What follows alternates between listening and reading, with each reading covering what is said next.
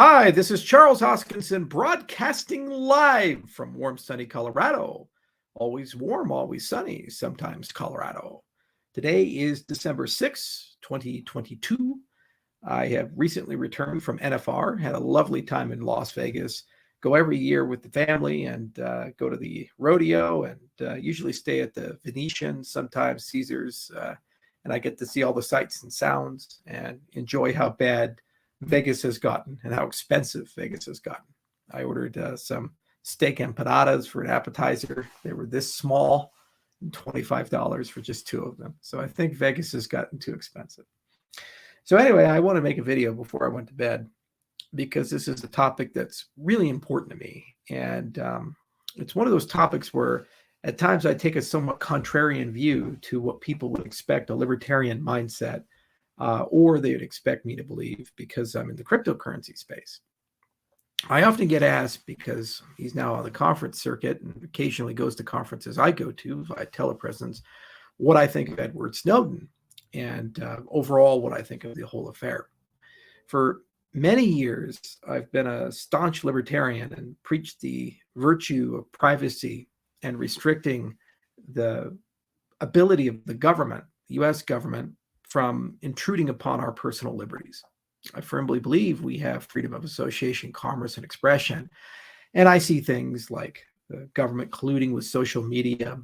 I see things like the hate speech movement and these other things as basically just attempts to gain control over thought and expression and politicize it so that anything that's inconvenient to those who are in power is defined as the enemy and gets deplatformed. Now, I'm also surrounded by, as a result of us hiring lots of veterans and having veterans in the family, a lot of people have sworn oath to the U.S. Constitution, and we're entrusted with the secrets of our nation and entrusted with the defense of our nation. It's not a light oath. Millions of Americans have taken it, will continue to take it, and a lot of people have died in the pursuit of it or suffered terribly, and in many cases were treated very unfairly. Now, everybody who holds a security clearance will tell you, you will see if you get high enough the food chain, you spend long enough in, many things that make you sick and are profound injustices. And yet you're expected to keep them secret. Now, Snowden is no different than that. He took the oath multiple times, one at the CIA, one at the NSA, and one, I believe he was in the Army. And each time, in his mind, he had a version of the Constitution that does not fall into the mainstream of the American public. Why not? Because the mainstream of the American public elected the presidents, the senators, the congressmen, and these other representatives. They didn't just appear out of the ether, they were elected. Now, his version of it, he said, well, I'm going to make a moral stance, and I'm going to tell the world what's really happening with the U.S. intelligence agencies. Okay? And that's what he did. Now, there are plenty of martyrs in the world, massive amounts of them, religious martyrs, political martyrs. There are people right now protesting in Iran. There are people right now protesting even in China. There are people protesting in Russia. And there's plenty of political prisoners, knowing full well that when they protest to call truth to power, they will be arrested, probably tortured, and spend a considerable part of their life in a jail cell. Now, if they ever get out, they'll be social pariahs as long as those power structures exist, or they might even become exiles. Some of them will be murdered. Some have already been murdered. Some have been disappeared, never to speak again. In our own country, if you look at the history of all the social movements, you have things like the civil rights movement. When people marched, they were marching against the law, knowing full well that not everybody was going to come home. Some people were going to be beaten. Dogs were going to be sick on them. Some people would be murdered, and the people who murdered them would get away with it because the jury of their peers would be selected in a way to acquit them of the murders that they did. That's just the reality of social change. And the reason why we look up to people like Nelson Mandela and Martin Luther King, the reason why we look up to Medal of Honor recipients, the reason why we look up to people like that is because they do extraordinary things, not really caring so much whether it hurts them personally. They're willing to forego their personal safety. They're willing to forego their freedoms, and they're willing to accept that they may die in the process of calling truth to power. Whether you support Snowden or not, the first thing he did after leaking our nation's secrets was he fled to China. Then he fled to Russia. Then he became a political refugee in Russia, and now is a citizen of the country, swearing allegiance to it. If he really truly aspired to be a political martyr, then why didn't he just reveal the secrets and go to DC and get arrested and become a political prisoner? You say, oh, that's an unreasonably high burden. Well, why then do we demand that for all the other people who call truth to power? Whether they're fighting repressive African regimes, whether they're fighting repressive Middle Eastern regimes, whether they're fighting Putin in Russia, whether they're fighting Xi in China, we seem to have this double standard where we demand that they stay. You look at Zelensky, he was offered a ride from Ukraine to Switzerland to flee the country and fight the war in absence. And he was told that if he stayed, there was a high probability he'd be dead in a week. And there were already death squads in Kiev looking for him. That's just a fact. He stayed. That's why we say he was brave for that. Whether you agree with him or not, you can at least say that he was committed to his cause. And my umbrage is there's a grand hypocrisy that exists within the libertarian freedom movement, the privacy movement. We all say we want privacy. And let me show you what privacy in America looks like. Hey, Google. Okay, Google. Phone turns on. It activates. You say, Alexa. Turns on. Activates. Billions of people use TikTok, Facebook, YouTube every single day. You carry a microphone, a tracking device that is owned by a private company everywhere you go. And all that information is controlled by private organizations that are not bound and constrained by the Constitution of the United States of America. And what do? They sell that data. They give that data. They transfer it to others with or without your consent through creative legal structures. Yet, every year, the new iPhone comes out. Every year, the new Samsung Galaxy comes out. Every year, the new watch comes out. How many of you say, I'm not going to buy that on grounds of freedom?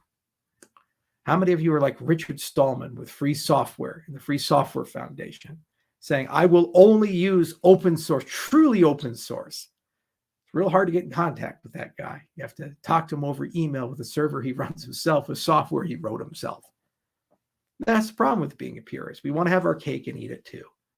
We want to tell people how bad things are, yet we cling to safety. We say, well, we want a little bit. And how do we know this? Half of America was willing to succumb to wearing masks, vaccine mandates, and passports for public safety. Trust the science. Trust these things. And even when things weren't as rosy as they made them out to be, or the science wasn't as clear as they made it out to be, they say, well, it is what it is. We'll still do it. These are nuanced, complicated issues. And if you're going to be a martyr, you have to bask in the simplicity and purity of going all in. You can't go half in, because what you end up doing is you damage the very thing that you're fighting for. Now, all the people that say Snowden, half of America gets to say, if not more, well, he's a traitor. By definition, he swore allegiance to an enemy of the state, which, by the way, has secret police, which, by the way, poisons its political opponents, starts wars of aggression, which, by the way, has no comprehension of freedom of the press. Just ask all the murdered journalists that are there. It actually runs an even more pervasive spy state than we do. But somehow that's a desirable alternative to live in. And then we get a reason, well, I was just stuck there trying to go somewhere else. Oh, okay. Meanwhile, go on the conference circuit, write books, have movies, be a celebrity whistleblower hero. Just doesn't sit right with me, because there are real martyrs, and I've met them, read about them, I've been inspired by them, I've seen them. They're few and far between, and they really are extraordinary people, because they don't care what happens to them. They don't care the consequences. They stand to remind us of our common humanity and the absence of it and the consequences of the absence of it. It's what makes them so special and so unique. The privacy movement has a long road ahead because the technology has gotten too good. We're surrounded by microphones and cameras and a pervasiveness that would make George Orwell blush. And there's not a lot of regulation or control over these things to protect your privacy. One of the reasons why I'm so deeply embedded in the blockchain industry is because it's the only regulating function that can actually give you a guarantee that what's on the label is actually what's in the can. If you're promised something with a blockchain, you get at least a basic guarantee that that's probably true. There's nothing in life anymore like that. We can't trust our institutions anymore. We just can't. They've become morally bankrupt. We can't trust our leaders anymore. We can't trust the process upon which the leaders are accepted anymore. That's why our industry exists in a nutshell. That's why we do what we do. It's why I work on things like midnight, because I say, what could actually give you some semblance of privacy back with some reasonable guardrails and boundaries so that you can actually live your life? But you have to do your part. If you truly believe in these things, nothing the NSA or the federal government has done will ever compare to the amount of information that Google knows about you or Facebook knows about you. Nothing, because it's their business. And they've hired hundreds of thousands of engineers, data scientists, researchers to wake up every single day. They've built the world's most sophisticated artificial intelligences to wake up every single day and understand just a little bit more about you because they have a financial incentive to do so, and no one controls it. That's the dirty reality and truth of the world that we live in. It's getting so bad you don't even own anything anymore. There are BMWs being sold right now where you have to pay a subscription to have heated seats, and if you don't, they get turned off. When you buy content now, movies, songs, these types of things, you used to have physical media, physical discs. You don't have that anymore. Guess what? They're now basically part of a platform. And if you get deplatformed, you lose access to all of your subscriptions. Book is inconvenient. It's on Kindle. You can wake up one day, the book is gone. This is why the motto, you'll own nothing and be happy, is repeated gleefully again and again by the Weffites running around. Why? Because there's truth to it. People are walking towards a world where you can't even repair stuff. The right to repair? Look it up. You want to know why I don't like John Deere anymore? Well, it's very simple. It's really hard to repair this stuff. You can't just swap parts. It doesn't work anymore. Software prevents you from doing that. This is the world we're heading towards, a world where you control less and less. More and more decisions are made for you, not even by people, but by algorithms. It's an incestuous relationship between the private industry and the governments of the world. And in many cases, many of the smaller governments no longer even have the power to say no. They're told by a large global order what to do. That's the problem. And that's why the blockchain industry exists. Why people are fighting hard every day, writing software every day, and deifying certain people who aren't martyrs, who benefit financially and haven't made huge sacrifices. Doesn't accomplish anything. It diminishes the movement.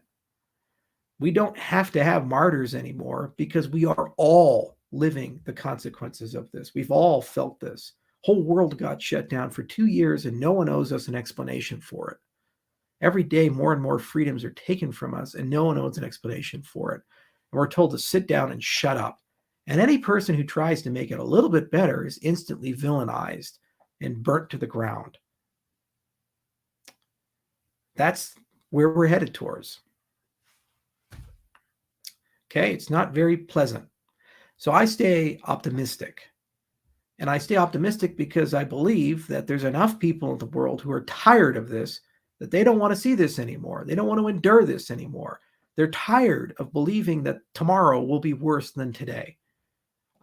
I don't want to go down that road. I don't think you do. So what you have to do is return to first principles.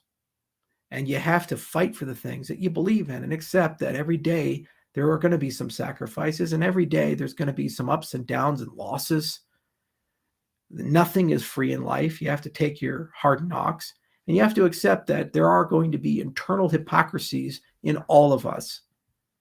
People always say what they want, but what they do is far more important, because that tells you what they truly want. We have to be honest about that. There's a group I belong to in the cryptocurrency industry. It's a big exclusive group with lots of CEOs in it. It's a WhatsApp group. And when there were some privacy issues with WhatsApp, they said, you know what, we should move the whole thing to Signal. These are all crypto people. They fight for privacy. They believe really strongly and these types of things. So I guess what happened? No one moved to Signal because it was too inconvenient relative to WhatsApp. That's amongst the elite. Find this a lot too with PGP. You have all these cryptographers running around. I very rarely had a cryptographer email me with PGP. They're the ones who write the protocols, because convenience usually wins out.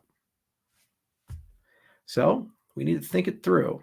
It's a complicated thing. There's a lot of moving pieces to it. There are dangers in the world. People have to deal with them. People have to regulate them. I'm scared shitless of gain of function. I think it's probably going to end up killing the entire human race if we don't do anything about it in 25 to 30 years, because a small group of people basically can pull off an extinction event. If we've learned anything from the age of COVID, it's that how quickly things can spread. And if we get so unlucky that something is a bit more lethal, we're done. Where is the great lesson, the great regulation? Nuclear age. My grandfather dealt with this. After Hiroshima and Nagasaki, the world woke up and realized how incredibly dangerous nuclear weapons were. Created a tight regulatory structure. And even then, we almost wiped out the whole human race. And only by the actions of two individuals on two separate times, one in 1962 and one in the 1980s, did the human race not come to an end. A single person in both cases. Not a president, not a king, not a grand scientist or an exalted person. Both cases, a mid-grade military officer who said, man, maybe we shouldn't end the human race, who was acting against orders and the chain of command. And that's with a tightly regulated existential technology. We're entering an age where there's going to be more than a dozen of them in the 21st century. So yeah, there exist threats. We have to work our way through them. And we do that by listening to each other. We do that by engaging in dialogue with each other. We do that by admitting that we're full of contradictions and hypocrisies and letting the grandstanding go away. And we do that by recognizing we don't have all the answers today, right now, right here. And what matters more, first principles and processes that help us converge to the right answers, that help us get to where we need to go. That's the truth of the matter. If we want to have all this technology, if we want to have the age of IoT, we want to live in an age where nothing is ever forgotten and benefit from that, we have to accept that we will lose privacy. It's just that simple. Now, we can regress and get rid of these things and return to an age that my grandfather and grandmother lived in, or we have to find a compromise. And it's the same with freedom of expression and commerce and all of these other things. We have to work our way through it. The point of blockchain is to at least give us some guarantees that governments can't violate and individuals can't violate. So everybody plays by the same rules. Isn't that the equality that everybody's fighting for? But that's not enough. It requires us to fill in the wisdom gap. You invent the safety belt after you invent the car because somebody got hurt and they realized they needed something more. And similarly, with all this new technology, we have to take a moment and ask ourselves, what are the safety belts for it? And if we don't, we will eventually learn them. We will eventually deal with the consequences of them, and we're already feeling it. Social media, for example, has allowed us all to know everybody else's business, but it has divided us in ways that society still cannot handle. It's made people hate people they know nothing about, they've never met and never will meet, but yet they have such a strong opinion. It's like the next door neighbor that ran over your dog. Think of that. And that's just the beginning. There's so many more things that are coming. We gleefully look at Neuralink and we say, wow, look at that monkey controlling things on the screen. Flip the page 10 years from now, 15 years from now, BCI will evolve to a point, and AI will evolve to a point where computers can easily understand your intentions, motives, and thoughts, or at least enough about them to infer whether you're going along with something or not. Would you feel so comfortable if the government knew everything you thought? I wouldn't. So what regulates that? What controls that? What if it's controlled by private industry? All this hate speech stuff. Well, you're tweeting with aggression. We can't let you tweet. You could promote violence. You can incite violence in people. Oh, that'll never happen. Well, I didn't think I'd have to show a piece of paper to go to fucking Starbucks in the United States of America. That happened. Things happen quickly. Very, very quickly. Never forget that. Ever. So, as with everything in life, I'm just one person. And you're just one person. But together, we're a lot of people. We have to make some decisions. And that's the point, I think, of the work we do. To let you know what the options are. And for you to be realistic, reasonable, and wise about where we go. I sometimes take very unpopular views. I just don't care if people like them or not. One person can like this video and everybody else can hate it. But what I do have to do is, because it doesn't feel right any other way, is be true to people, realistic to people, and honest to people, and tell people how I really feel and the thought process behind why I feel the way I feel. It's great to have myths and stories and legends and heroes because they help us navigate a very complicated world, and they make complicated things simple. And we still do need them. And if Snowden is a hero of yours and you gain great inspiration from what he's done, okay, then the myth maybe is more valuable to you than the man. And just don't conflate the two. My only point is that I think we're moving beyond the age of heroes and we're moving towards something very different. We're moving to the age of you, where each and every one of us has to gather enough agency and collective personal accountability and responsibility to really decide what we want in life and what we're willing to take and what we're not willing to take. Because right now, too many things are being decided for us by others we've never met and can't influence or control. And at some point, we will lose all options and be forced to accept whatever is given to us. And I don't want to live in that world. I really don't. Because those people don't really care about individuals. They care about numbers, metrics. They care about things like profit, whatever they view sustainability as, whatever the hell that means. And your enjoyment and happiness, my enjoyment and happiness, doesn't really mean a whole much about it. It's not a good route to go down. The only way you get out of it is take your agency back, invest in technology and build technology that preserves and promotes and protects your agency, and create political systems that account for the individuals as much as they do the collective. And don't reward people who take these things from you with more power. Anyway, figured I'd make a video and hope you guys gain some insight from that. Good night.